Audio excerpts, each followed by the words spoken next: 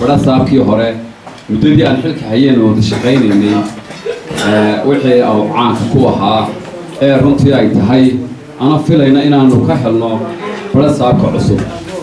وحوي ورتوحوا حانين هول كراه رنتي وحان السمر بدن وحيابة بدن وأنا وهالكيس هدي أن شوقه وأن دقان كقارن لها ninka dejin jiray buu ahaa farasaabku ee oran jiray waaga inuu bariino horta bahash waanu qabnay waanu haynaa warbixintiisa Soomaalidu waxa weeye dhaqan bay noo leedahay iska oral society information kala soo gaarsiiya halka maamul xun joogo iyo halka maamul wanaagsan joogo waxaanu leenahay farasaabka Abdu Ahmed gacmo furan baa ku soo dhaweynaynaa waxaana filaynaa in wada shaqaynteena ay noqon doonto mid aan maskaxdaada ka bixin oo adiba xasuusato xil kasto aad qabato iyo meel kasto aad jirto kulli hada badan oran maayo labada barasaab ayaa kulli hadallo saddex baan joogay magaalada Boorame qurba joog waan fariinta aan doonayo halkan inaan uga gudbiyo qurba joogii aan ka yimi ama Europe ama North America ama Middle East ama meelaha kale ee dunida iyo dadka jooga wadanka gudihiisa qaas ahaan gobolka Awdo waxa weeyaan dalka aynu haysano gobolka aynu haysano degmada aynu haysano hadii aynaan inaku wax ka qabsan wax u qaban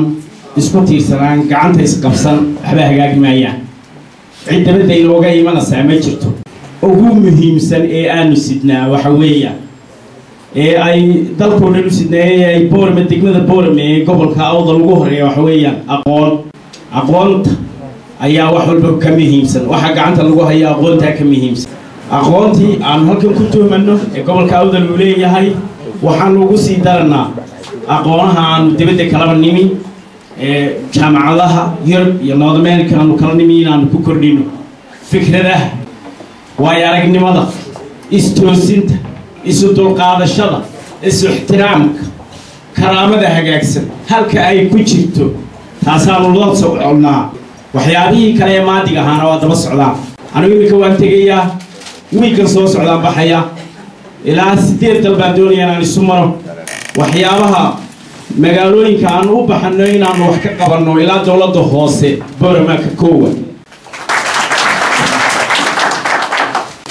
waxa aan dadka Boorame u sheegaya degan saddexdii habeen aan joogay waxyaabaha aan ku arag magaalooyinka kale ayaan ku arko lagu faano magaalada population inta ay degan yihiin ee dunida meesha tagtaba dhibaatooyin badan bay leedahay meesha dad isugu yimaadaan tuug bay leedahay dhac bay leedahay dad wax crime ama dambiyada sameeyo bay leedahay dadka dila saddex habeen baan joogay Boorame kuma arag gawaarido furan baa laga tagaa Boorame magaalo kuma arag anigu Soomaaliland oo san oo kala oo baabuurka furan oo mobilkiiyo ay baaqi dhaxayaan waana wax aad iyo aad loogu farxo fariintaana waan qaadayaa ilaa intaan soconayo waxaan ku soo gabagabeynay wanaag badan baa inoo soo socday aynu gamcays qabsano maayarka cusub la shaqeyno barasaabka cusub la shaqeyno kuwii horena u ducayno waa kaftamaya erey kaftana waxaan erey oranayaa waxa weeye Awdal gobolka Awdal erey aan oranayo gobolka Togdheer iyo erey aan farayo ama aan u soo jeedinayo maamulka ama Jamhuuriyadda Somaliland waxa weeyaan Awdal aad iyo aad baan idinku mahadnaqayaa sidii wanaagsaneyd aad ila shaqayseen aad ila hawl gasheen waxaan rajaynayaa inaad si fiican oo wanaagsan gudoomiyaha cusubna ula shaqayn doontaan waxaan la kaftamayaa waxaa jiray asxaab fara badan oo saxaabadaya oo aad iyo aad u tafaxaytay markii uu dhacay doorashadii golaha deegaanka oo yidhi waxa weeyaan gobolkii uu maamulkiisa uu beeloobay iskuna dayay inay maaragtay ay ka hadlaan in isbedel lagu sameeyo waxaan idinku soo dhaweynayaa maanta in madaxii gobolka Abdu Ahmed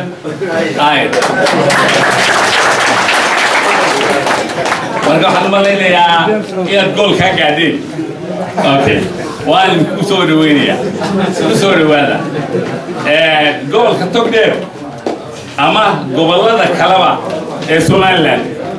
waxaan leeyahay maanta waynu hor soconaa awdal waynu hor socotaa intii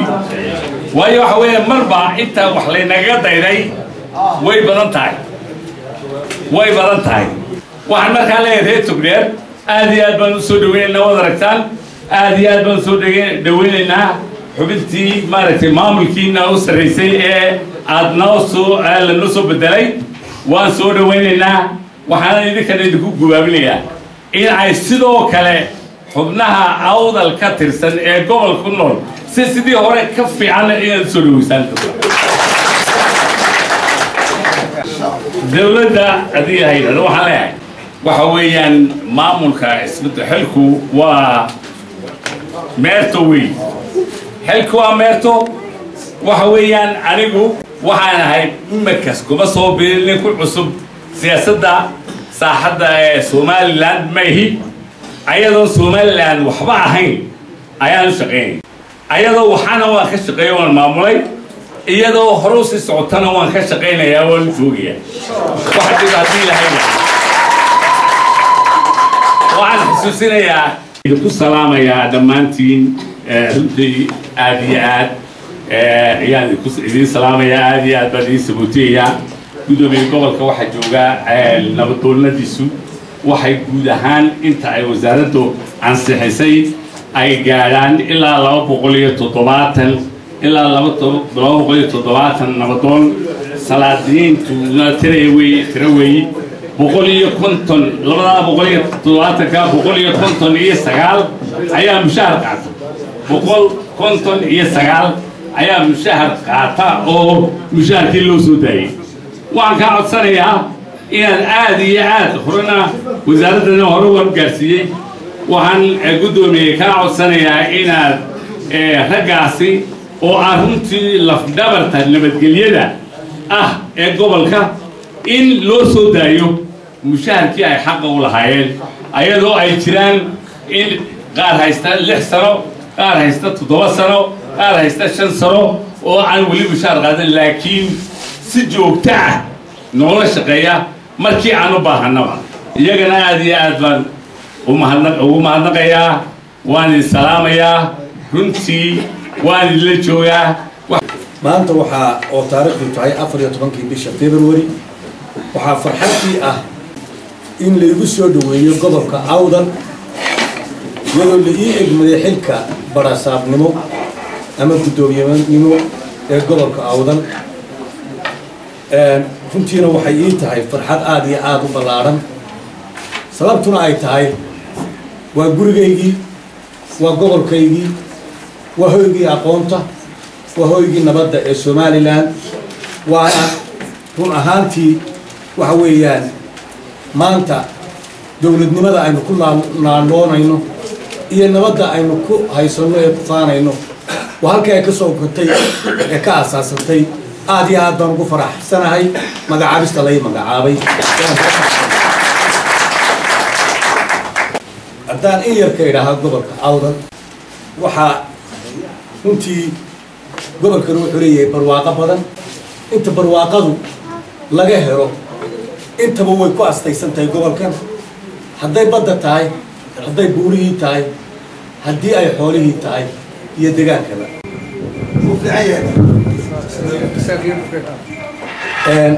waxaa intaa dheer gobolkan Awdal inuu haysto oo uu iskaga filan yahay aqoonta lagaga faa'iideysan karo khayraadkaas oo dhan ay isaga bulshadiisu runtii aqoon u leedahay oo ay noqon karto mid loogu faa'iideeyo una baahan hogaamin wanaag waxaan mas'uuliyiinta gobolka madax dhaqameed aqoonyahan iyo bulshada reer Awdalba dhammaan ka codsanaya inay isku kay garab taagaan inaan ku hogaamiyo horumar nabad iyo wanaag aniguna daacadnimo ku dheehan aan lahayn kala qaybin laakiin isku duubnaan midayn Awdal ah aan ku hogaamiyo ayaan bulshadana ka codsanaya inay isku kay garab taagto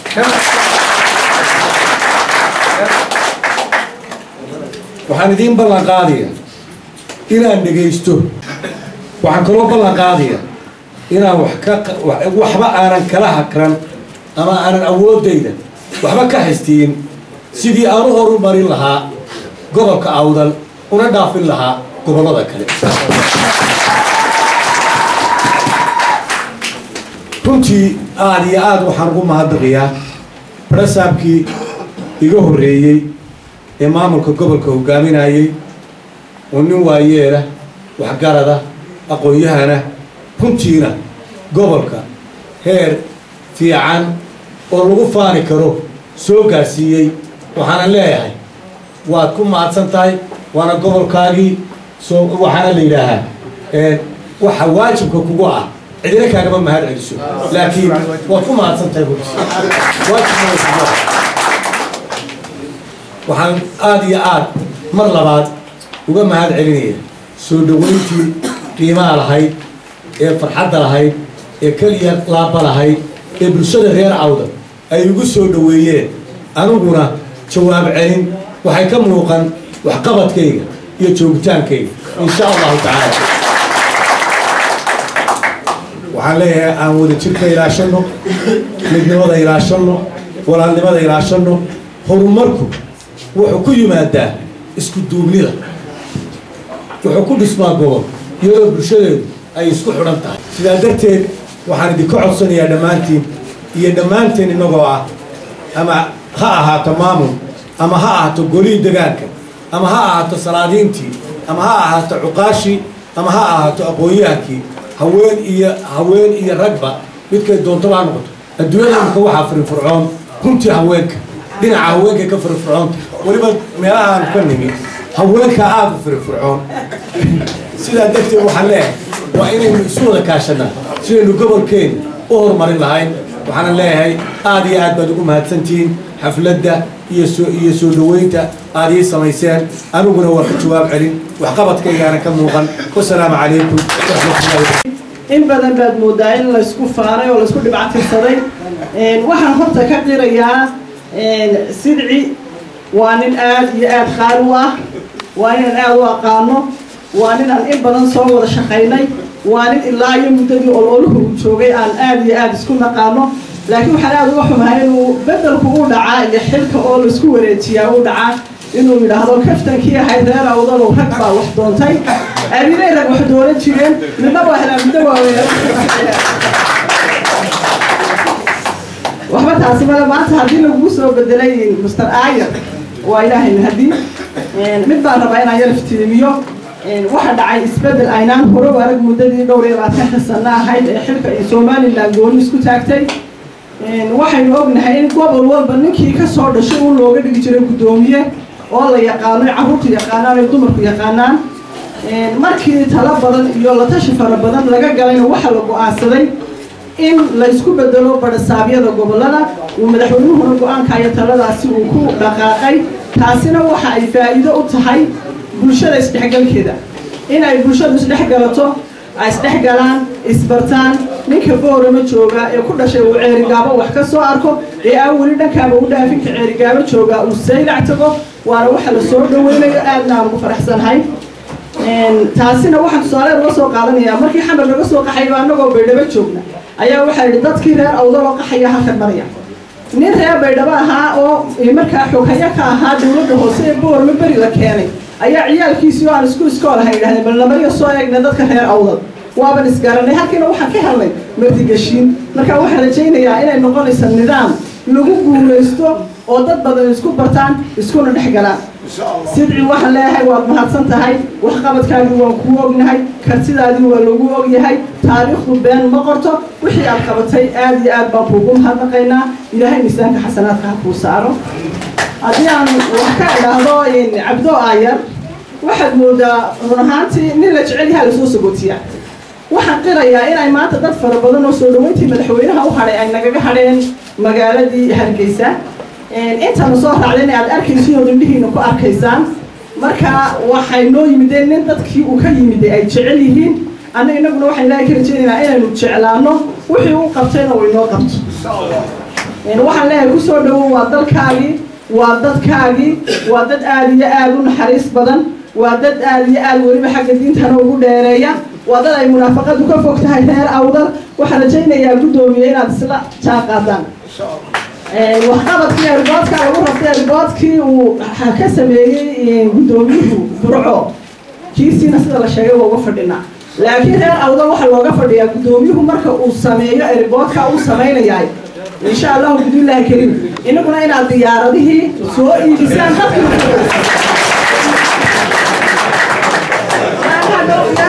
canaanadoo la odhan gooroonkaasi uu sameeyo una cidna inagaga dhicin oo la odhan ila shaw meesha cidma ma soo fadhiisanayn haddaa laynooga fadhiyaa ama aan diyaarada samaysano ama aan soo iibsano ama dadkeenna aan ka soo dejino marka uu samarku bilaabmo waa inay isniin iyo khamiis kasta soo fadhiisataa diyaarad sida ugu yaraan 50 qof oo reer awdala waa bala qaadaynaa guddoomiye markaad noo samayso hadduu maamulkiisu wanaagsan yahay wuu isu taagi karaya madaxweyne ama uu raadsan karaya laakiin haddaan soo marin maaha cabdoona runtii aqoon ku filan buu leeyahay aqoon ka dheer buu leeyahay isaga ilaahay hawshiisa u sahlo ayaan isagan ilaahay uga baryeeyaa wax kastoo wasaaradda arrimaha kaga xidhan gobolka ama maxaa yahay calaa kulli xaal tiradu waxay ku dhacaysaa runta marka laga hadlo gobollada dhan baan u qabinay 220 bay ahaayeen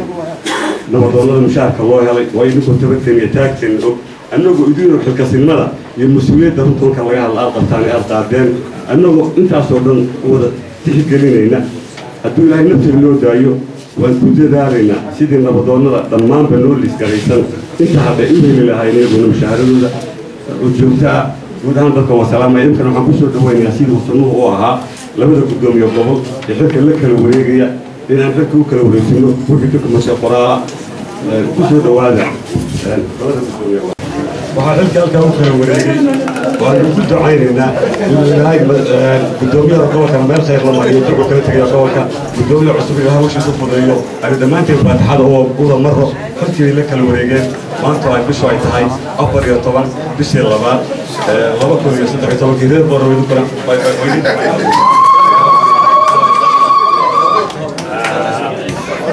aad iyo aad baad u mahadsantihiin marka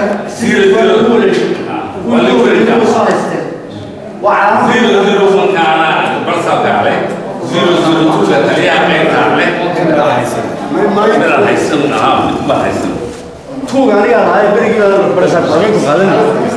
شو فشل عليها ولا طبعا يا وحيان كعصبتي ما في عنا هي كايدا يبقى أنا ما حالنا يسكلني كذا الشوقي ها عليه محمد